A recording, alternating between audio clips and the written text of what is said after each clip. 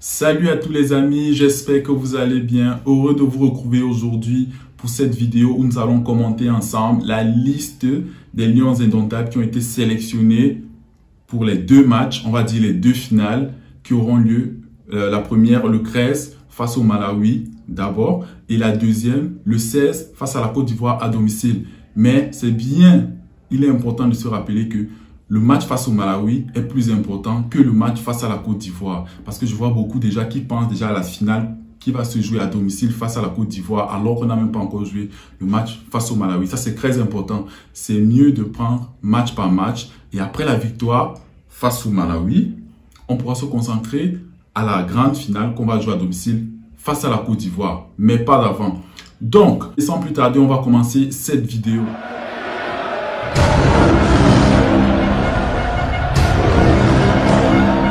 Alors, on commence cette vidéo directement en faisant le point sur l'infirmerie du Cameroun. Alors, il y a pas beaucoup d'absents, il y a 2-3 absents. Alors, on commence par Choupo-Moting qui était annoncé absent dû à une petite blessure, mais il sera du groupe. Donc, il a été sélectionné et il sera bel et bien là. Mais, on a Niou Ivan et Harold Mukundi, les deux de Saint-Etienne, qui sont absents pour cause de blessure. Le premier cité, Niou Ivan, il a été touché face à Metz. En début de match, il est sorti sur blessure il a eu un choc en début de match avec Kouyaté et il est sorti. Harold Mukundi aussi, il est touché. Donc, Niou Ivan et Harold Mukundi sont absents pour cause de blessure. Maintenant, on s'intéresse au retour de ceux qui étaient déjà dans la tanière et qui sont de nouveau appelés. Ils étaient absents pour cause de blessure pour certains, donc pour des problèmes de justice. Dopage ou pas dopage, on pense à André Onana et donc pour des problèmes sportifs, c'est ce qui a été évoqué. Donc, on commence donc par Ambroise Oyongo Bitolo, l'ambianceur du vestiaire. Alors, il est de retour, Ambroise Oyongo, ça fait très longtemps qu'il n'a pas joué, près de 7-8 mois, presque une année, presque une saison. Du côté de Saint-Etienne, cette saison, actuellement, il n'a pas disputé un match. Mais il a repris les entraînements avec l'équipe réserve. Là, il va bien et il est de retour à la tanière. Alors, on va se dire, est-ce qu'il sera titulaire ou pas? Est-ce que c'est trop juste de le faire jouer? Moi, je pense qu'il n'a pas de véritable concurrence sur son côté gauche. On l'a vu, contre la Côte d'Ivoire, il y a eu Chamba Duplex qui a été essayé. Il y a eu Faye qui avait, contre le Mozambique, je pense qu'il avait joué à gauche. Bon, ça n'a pas donné ce qu'il fallait du côté gauche. Donc, je pense que Oyongo, s'il a toutes ses sensations et s'il se sent bien, je pense qu'il peut être titulaire déjà. S'il se sent en forme, il peut être titulaire.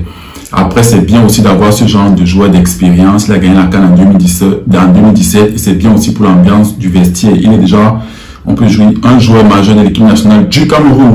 Le deuxième joueur, c'est Tawamba Liang. Beaucoup ne le connaissent pas. Il joue du côté de l'Arabie Saoudite, je crois, du côté de l'Arabie Saoudite. Il avait déjà été appelé en 2017-2018. Il avait déjà été appelé.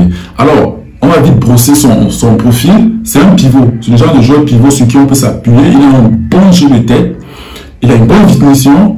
Il est très mobile pour sa taille et sa corpulence parce qu'il est bien costaud. Il prend la profondeur.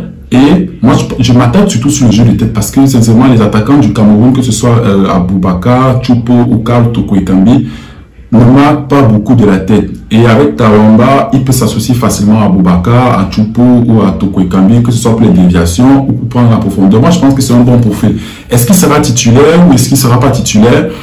Bon, moi, je pense pas. Je pense pas que d'entrée, il sera titulaire. Dites-moi en commentaire si vous pensez qu'il sera titulaire directement. Mais moi, je ne pense pas. Je pense que le coach va plutôt essayer de faire confiance à Karl Toko Ekambi, qui est très en forme. C'est l'actuel meilleur buteur de l'Europa League. Ça, il ne faut pas l'oublier. Il a 5 buts, je crois. Il a 5 buts en Europa League. Il ne cesse de marquer à Lyon. On aimerait bien que Karl Toko Ekambi continue de marquer à l'équipe nationale du Cameroun.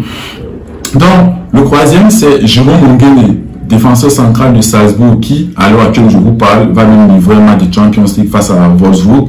Sincèrement, moi, ça fait longtemps, je me demandais pourquoi Jérôme Mongene n'est pas appelé à l'équipe nationale du Cameroun, alors qu'il avait déjà été appelé. C'est un très bon défenseur moderne. On a évoqué ici les problèmes de la défense du Cameroun. Vous pouvez retrouver cette vidéo là ou là. Bref, allez faire un tour sur ma page, vous allez voir. J'ai essayé de noter les problèmes de la défense du Cameroun. Je pense que Jérôme Mongene peut essayer de compenser les problèmes de notre défense, même si c'est collectivement que ça doit défendre, mais ses capacités, la vitesse, l'anticipation, la relance, je pense que ça peut former un très bon duo avec Gade. Dites-moi si vous êtes d'accord avec moi en commentaire et on discute. Je vais prendre la peine de vous répondre.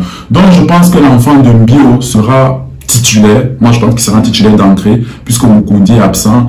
Castelletto, je pense pas qu'on va le titulariser. Donc, moi, je lance une pièce sur Jérôme Mongene. Dites-moi si vous voyez aussi Jérôme Mongene titulaire ou pas. Alors, le dernier, c'est André Onana. André Onana, après ses problèmes de justice, où il a été accusé de dopage ou pas, bref, on est content de l'avoir avec nous. Il est de retour à l'Ajax, il n'a pas encore fait de match, mais il est de retour aux entraînements. Il a été appelé à l'équipe nationale du Cameroun, ça faisait longtemps aussi, parce que sa sanction s'étendait sur presque 7 mois, 8 mois, presque une année. Donc, il est avec nous. Est-ce qu'il sera titulaire directement ou pas? Moi, je pense que ce genre de joueur, déjà quand on l'appelle, je pense qu'il sera titulaire parce qu'on ne va pas l'appeler pour qu'il vienne encore rester sur le banc de touche. On l'appelle plutôt pour qu'il retrouve du rythme et qu'il soit déjà prêt pour la CAN. Donc, c'est vrai que ça fait un peu bizarre pour Epassi qui était là depuis, qui a fait de bons et quelques matchs un peu moins bons. Donc, c'est un peu difficile, mais je pense qu'André Onana sera titulaire. Dites-moi en commentaire si vous voyez André Onana directement titulaire aussi.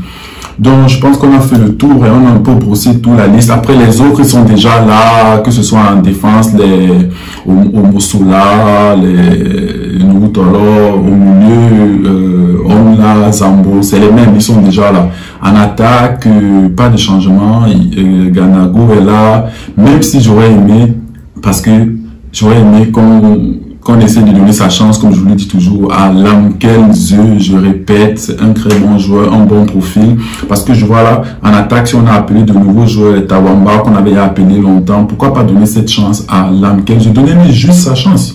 Et s'il ne convainc pas, voilà, on va dire, on lui a donné sa chance, et il n'a pas saisi sa chance, mais donnez-lui sa chance. C'est un bon joueur, donc... Nous sommes arrivés à la fin de cette vidéo, les amis. On se donne rendez-vous le 13 contre le Malawi. L'après-match, ça se passe ici. On va commenter comme d'habitude. Et bien sûr, si on gagne, on a une grande finale face à la Côte d'Ivoire. Ça se commentera toujours ici. On se retrouve donc ici le 13 face au Malawi. D'ici là, portez-vous bien les amis. Ciao.